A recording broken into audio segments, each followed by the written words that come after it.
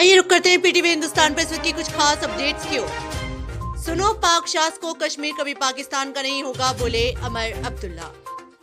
गांदरबल में आतंकवादी हमले के बाद अमर अब्दुल्ला ने पाकिस्तान के हुक्मरानों को निशाने पर लेते हुए कहा कि कश्मीर कभी भी पाकिस्तान का नहीं बनेगा। उन्होंने कहा कि अगर पाकिस्तान हिंदुस्तान के साथ दोस्ती चाहता है तो ये बंद करे। उपराज्यपाल मनोज सिन्हा ने कहा कि हम इस हमले को कभी नहीं भूलेंगे। रविवार को गैरस्थानी मजदूरों पर हुए आतंकवादी हमले में 2 लोग मारे गए और 2 में से 3 अन्य व्यक्ति घायल हुए हैं। राम जन्मभूमि केस समाधान न मिलने पर भगवान के सामने बैठ गया। भारत के मुख्य न्यायाधीश डीवाई चंद्रचूड़ ने कहा कि राम जन्मभूमि और विवादित ढांचे के विवाद के समाधान के लिए उन्होंने भगवान से प्रार्थना की थी। उन्होंने कहा कि अगर किसी की आस्था है तो भगवान जरूर कोई रास्ता दिखाते हैं। आपको बता दें कि 9 नवंबर 2019 को 5 जजों की पीठ ने अयोध्या में राम मंदिर की स्थापना का आदेश दिया था। सीजेआई चंद्रचूड़ इस 5 सदस्यीय पीठ का हिस्सा थे। देवेंद्र फडणवीस और उद्धव ठाकरे की मुलाकात, संजय राउत ने खोले राज। महाराष्ट्र विधानसभा चुनाव 2024 से पहले उद्धव ठाकरे और देवेंद्र फडणवीस के बीच कथित मुलाकातों की खबरों से सियासी हंगामा मचा हुआ है। शिवसेना यूबीटी नेता संजय राउत ने इन खबरों को सिरे से खारिज करते हुए कहा है कि उद्धव से बीजेपी के लोग डरे हुए हैं। ये बहुत हास्यास्पद है कि देवेंद्र और उद्धव की मुलाकात हुई। बीजेपी से भी मिलना ये अफजल गुरु और शिवाजी महाराज के मिलने जैसा है।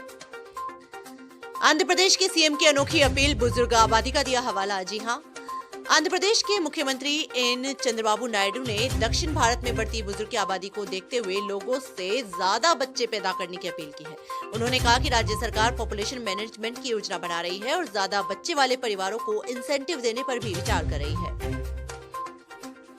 एलन मस्क ने वोटिंग मशीनों पर उठाए सवाल, बोले सिर्फ कागजी मतपत्र।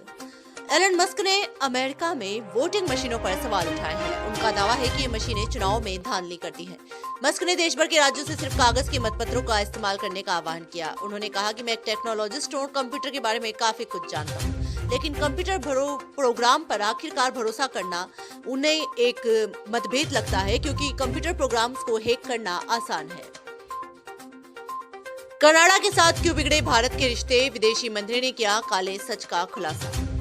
एस जयशंकर कनाडा के साथ भारत के बढ़ते तनाव पर एनडीटीवी वर्ल्ड समिट पर खुलकर बात करते हुए कहा कि कनाडा का मुद्दा एक सामान्य पश्चिम मुद्दा और कनाडा विशिष्ट मुद्दा है। उनका दोहरा चरित्र है। दुनिया के समीकरण बदल रहे हैं, विश्व में शक्ति संतुलन बदल रहा है। ऐसे में पश्चिम के देश इसे पचा नहीं पा रहे।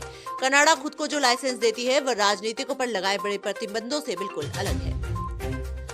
केजरीवाल के शीश महल पर सवाल, 70 लाख के दरवाजे, 15 करोड़ का पानी कनेक्शन। दिल्ली के पूर्व मुख्यमंत्री अरविंद केजरीवाल के 6 फ्लैग स्टाफ रोड स्थित शीश महल की सूची पीडब्ल्यूडी ने जारी की है। इसमें 70 लाख के दरवाजे, 15 करोड़ का पानी कनेक्शन, 22 लाख के वाटर हीटर, मसाज चेयर जैसे आलीशान सामान शामिल है। इस बंगले को 9 साल से केजरीवाल का आधिकारिक आवास बताया जा रहा है। पीडब्ल्यूडी ने चाबियां लेकर आवास सील कर दिया। इसके बाद आप और नई मुख्यमंत्री ने उपराज्यपाल को कोसा। कमला हैरिस को ट्रोल करने मैकडॉनल्ड्स पहुंचे ट्रंप, मीम्स हुए वायरल। पूर्व अमेरिकी राष्ट्रपति डोनाल्ड ट्रंप ने 20 अक्टूबर को मैकडॉनल्ड्स में जाकर फ्रेंच फ्राइज बनाए। ट्रंप का कहना है कि कमला हैरिस ने मैकडॉनल्ड्स में काम करने का झूठा दावा किया है। ट्रंप ने कमला हैरिस पर कटाक्ष करते हुए कहा कि उन्होंने फास्ट फूड चेन में कमला से 15 मिनट ज्यादा काम कर लिया है। ट्रंप में मैकडॉनल्ड्स में काम करने के बाद सोशल मीडिया पर मीम्स की बौछार छा गई है। रूसी सेना में फंसे भारतीयों की कब होगी वापसी, विदेश मंत्रालय ने दिया अपडेट। रूसी सेना में गलत तरीके से भर्ती किए गए अपने नागरिकों को वापस लाने के लिए भारत पुतिन सरकार पर दबाव बना रही है। विदेश सचिव विक्रम मिस्त्री ने कहा कि लगभग 85 लोग रूस से वापस आ चुके हैं और दुर्भाग्य से संघर्ष के दौरान जान गंवाने वाले लोगों के पार्थिव अवशेष वापस कर दिए हैं। लगभग 20 लोग अभी बचे हुए हैं। हम अपने वार्ताकारों पर सशस्त्र बलों में शेष लोगों की रिहाई के लिए दबाव बना रहे हैं। दुनिया की सबसे ताकतवर प्राइवेट सेना पेसों के लिए मचा देगी तबाही। दुनिया में अमेरिका, रूस, चीन और भारत की सेनाओं को सबसे खतरनाक माना जाता है, लेकिन क्या आप जानते हैं कि निजी सेनाएं हमेशा पैसे के लिए काम करती हैं? रूस की वैगनर ग्रुप, जिसे पुतिन की निजी सेना भी कहा जाता था, ने यूक्रेन में तबाही मचाई थी। इसके अलावा Academi, Defion International, Aegis Defence Services और ट्रिनॉल कैनोपी जैसी कई प्राइवेट आर्मी दुनिया भर में युद्धों के लिए काम कर रही है।